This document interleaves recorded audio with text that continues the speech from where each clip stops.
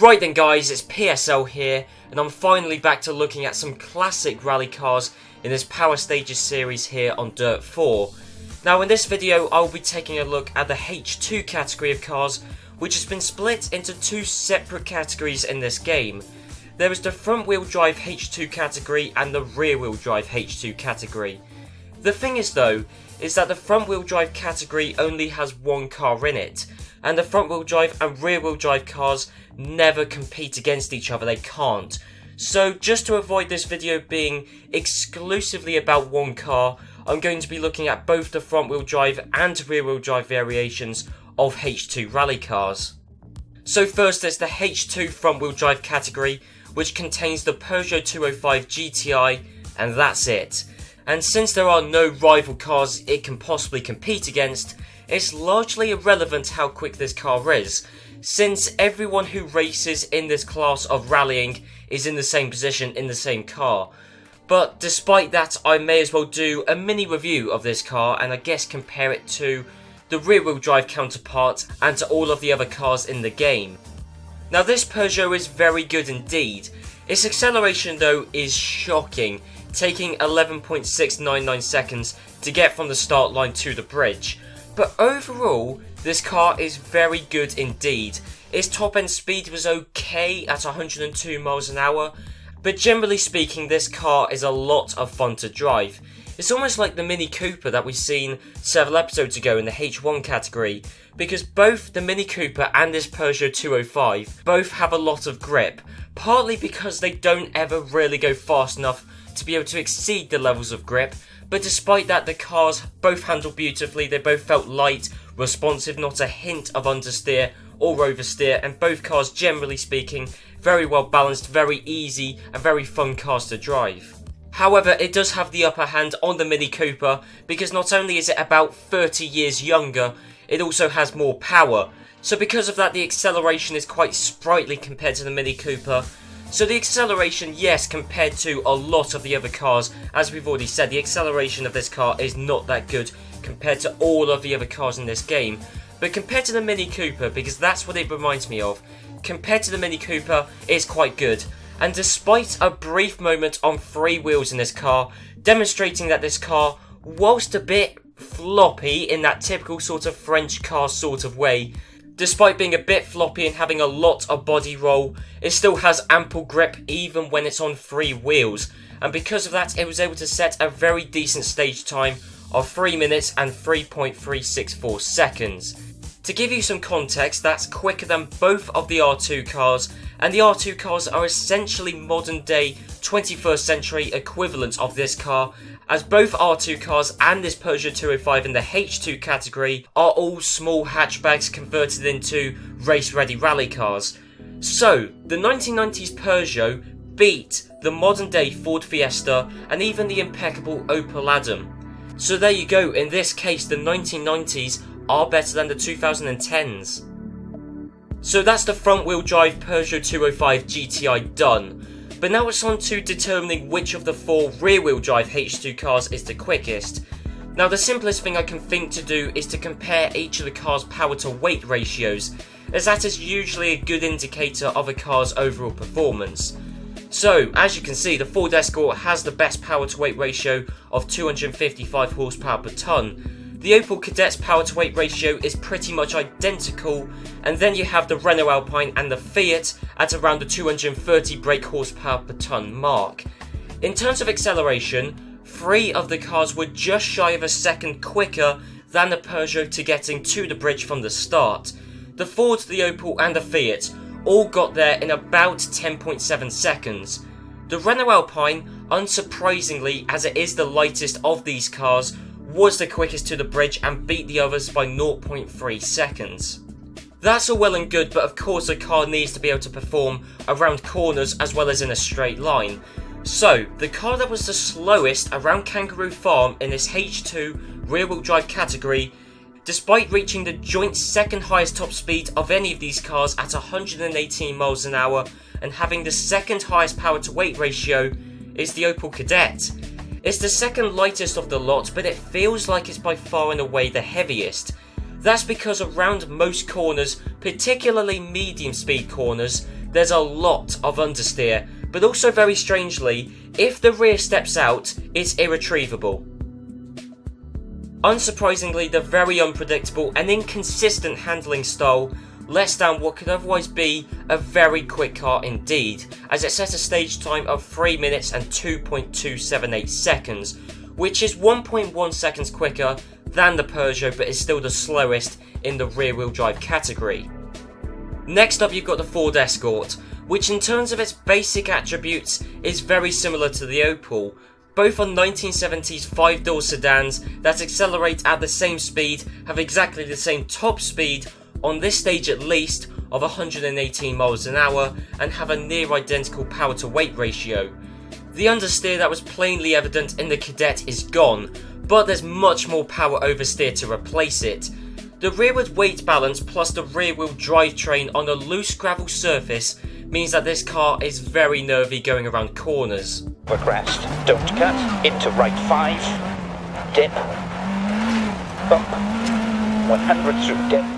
You have to drive so cautiously to avoid the rear kicking out, especially once power is applied, and unfortunately that excessive wheel spin plus rearward balance and power on oversteer cost the Ford Escort a lot of time. Having said all of that, unsurprisingly this car was still quicker around Kangaroo Farm than the Cadet, with a time of 3 minutes and 1 second pretty much exactly.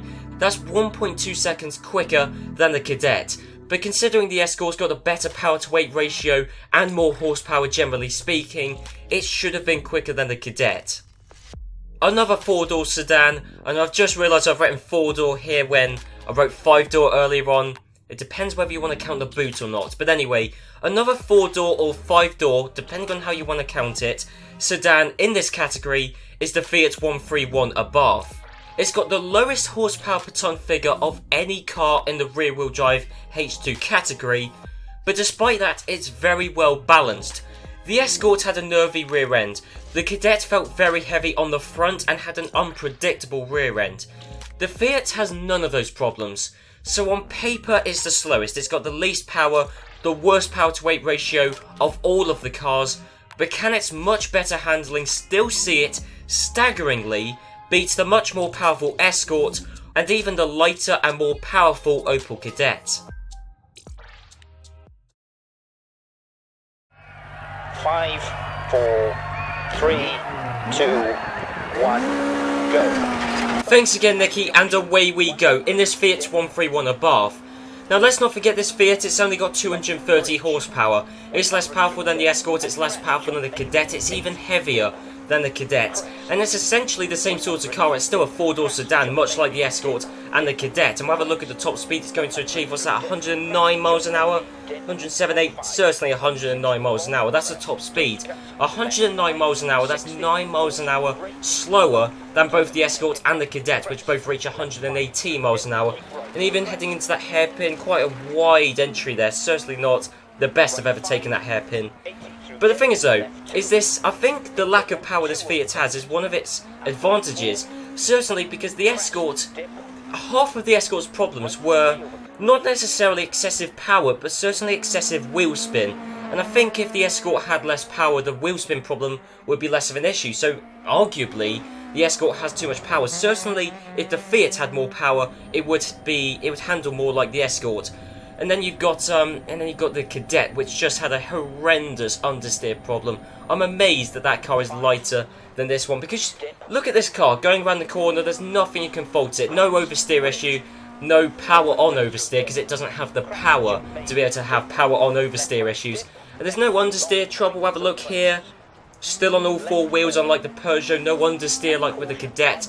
The front's just pushed on relentlessly in that Cadet. It was just not a nice car to drive. It was lumbering. But you look at the Fiat, and sure, I mean, I guess part of the problem is some of the cars we've already driven in this series. We had the R5 cars on in this series very recently, and they are obviously much quicker than this. I mean, this is still a 1970s Fiat sedan. It's not going to be electric, but what you've got to look out for is the handling. And we'll have a look under braking here, because this is usually a good test of stability, and perfectly fine around there. Sure, not massively quick coming out of it, but then again, the Escort just spent all of its time spinning its wheels. So really, the Fiat it's the easiest to drive. It's well balanced, and even going through the chicane section, which has caused quite a few issues for a fair few cars.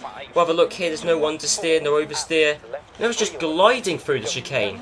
Sure, not massively quickly, but the Escort had too much power. The Cadet could have been the quickest. It could have been quicker than the Escort, but it was just balanced so horribly. And we've just got a few corners left to go now. Still tight against the wall there, taking the shortest possible line, accelerating out of there easily. We did have to be cautious on the throttle like we did with the Escort. And that's the thing, is the Fiat, it's got the right amount of horsepower for a rear-wheel drive rally car on gravel, and it's just well balanced. No oversteer, no understeer. You can't really fault it considering it's a 1970s Fiat, and it crosses the line to do a sub 3 minute stage time, 2 minutes and 59.88 seconds. Well, there you go. It beat the Escort, it beat the Cadet. That is, I'm sure, a surprise to many, certainly a surprise to me, but the handling of this car was perfect. So the Fiat set the first sub 3 minute stage time of any car in this category. Amazingly, it is the fastest car we've seen in this video, despite the fact that in pretty much every measurable way, it should be the slowest, certainly of the rear wheel drive cars. Although we are still getting ahead of ourselves a little bit, as it still isn't the quickest car in the category. It's the quickest for now, but it might not be the quickest overall, and that's because we have one final car to look at. The Renault Alpine. The Alpine has a very different body shape to the wave of sedans we've already seen, and even to the hatchback Peugeot that we saw at the very start of this video. It's the lightest car of the bunch, the fastest accelerating, and has a better power to weight ratio than the Fiat. In theory, it should be quicker than the Fiat 131. But then again, so should the Escort and so should the Cadet, but they didn't have the stability or balance to match it. But does the Renault Alpine?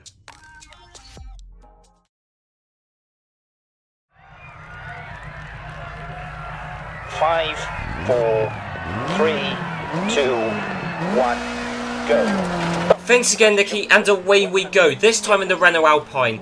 Now let's not forget the Renault Alpine, it is the quickest accelerating car of the bunch from the start line to the bridge, and there you go, we're there already. Now let's have a look at the top speed of the Renault Alpine. What's that, 106 miles an hour I think it read, and we're waving all across the straight, and let's have a listen. Through dip, crash, jump maybe, dip, left 5. As you may have heard there, we weren't even close to being flat out along that straight. I will talk about that later on, but this car is very twitchy, especially at high speed. It is very twitchy, very nimble. A bit too nimble there, actually. Did misjudge that corner slightly, but no real time lost there. We just lost a bit of well, a few poles and a bit of tape. But it is nimble, but it's also overly nimble. It's overly sensitive at certain points, to be honest. It's fidgety. There's a lot of words I could use to describe this car, to be honest, but it is not that stable at high speed.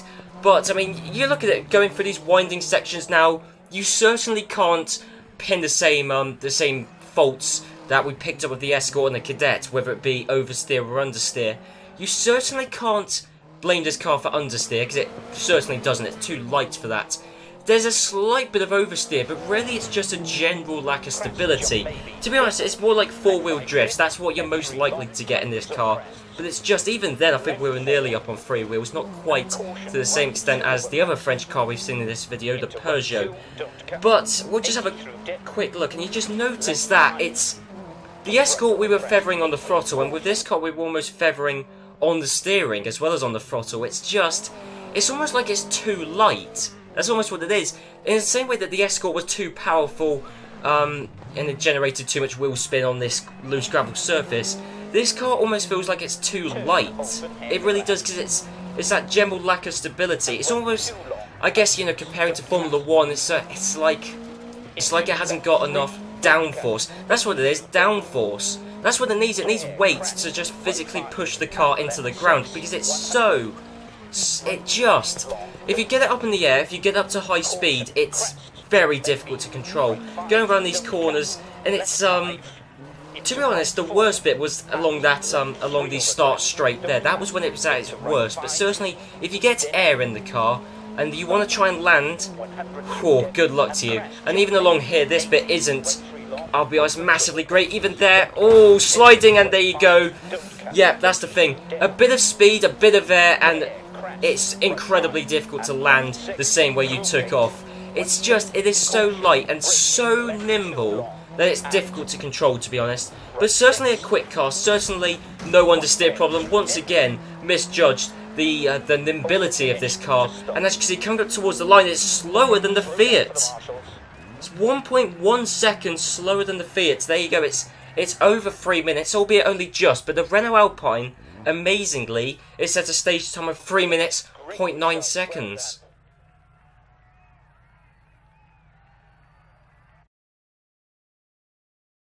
And there you have it. The Renault Alpine was 1.1 seconds slower than the Fiat around the same stage.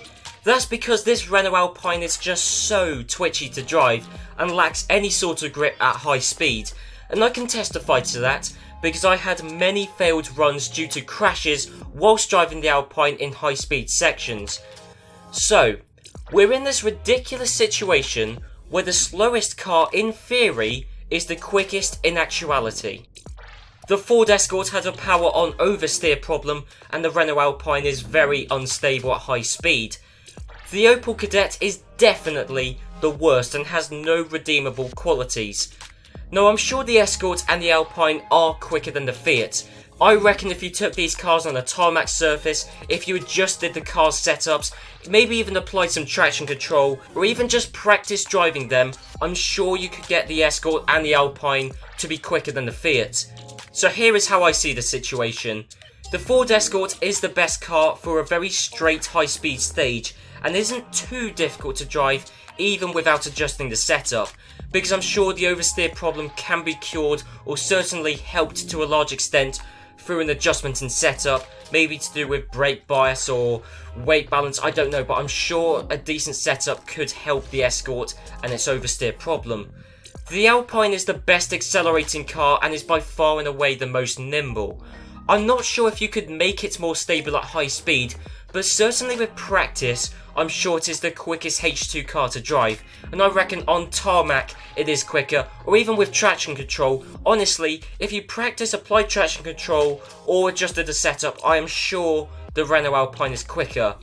But I would still drive the Fiat, partly because it was the quickest car in my experience driving these cars very briefly around Kangaroo Farm, and partly because it is by far and away the easiest H2 car to drive, and in fact one of the easiest cars to drive in the entire game. It was the quickest, but that's because it was the easiest to drive quickly, as it had very little under or oversteer. It's the quickest to drive as standard and with minimal practice. The Escort and Alpine are quicker if you really put the time and effort into making them so. But the Fiat is the quickest car if you just want to jump in and drive quickly with no hassle. At the very least, and if nothing else, on a gravel surface.